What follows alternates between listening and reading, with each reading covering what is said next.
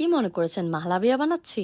না, এত মজার একটা মিল্ক পুডিং বানিয়েছি, এই গরমে খেলে রুটা একদম ঠান্ডা হয়ে যাবে। আর এই চাইনা গ্রাস নিয়ে তো অনেক প্রশ্ন, আশা করি অনেকেই দেখেছেন, এটা যে কোনো সুপার শপেই পাওয়া যাবে। প্রথমেই হাফ লিটার দুধ দিয়ে দিব, তারপর দিয়ে দিব চাইনা গ্রাস, যেটাকে আমি পানিতে ভিজিয়ে রেখেছিলাম। বেশি করে ইউজ করব না, কারণ বেশি করে চাইনা গ্রাস ইউজ করলে এতে মিল্ক পুডিং শক্ত হয়ে যাবে, ক্রিমি টেক্সচার থাকবে না। আমি কোনো সুগার ইউজ করিনি, কন্ডেন্স মিল্ক দিয়েই করেছি। প্রথমেই অল্প করে মিল্ক পাউডার ইউজ করেছি, পরে আরো দেব।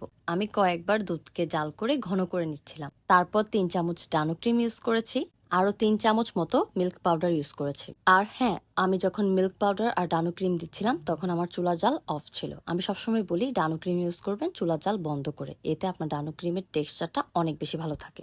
অনেক ভালো একটা মিল্কি ফ্লেভার আসছিল। 20 মিনিট ফ্রিজে রাখার পরে এটা একদম জমে যায়। আর অবশ্যই মনে রাখবেন মিল্ক পুডিং একদম সফট হতে হবে, যেন মুখে দেওয়ার সাথে সাথেই মিশিয়ে যায়। অবশ্যই এটাকে ফ্রিজে রেখে ঠান্ডা ঠান্ডা খাবেন এবং আমার জন্য দোয়া করবেন এত মজার একটা রেসিপি আপনাদের সাথে শেয়ার করার জন্য। আর অবশ্যই আমাকে কমেন্ট বক্সে জানাবেন আপনারা আমার ডেজার্ট অর সেভরি কোন ভিডিওটা বেশি পছন্দ করেন। ফলো করতে ভুলবেন না। আল্লাহ হাফেজ।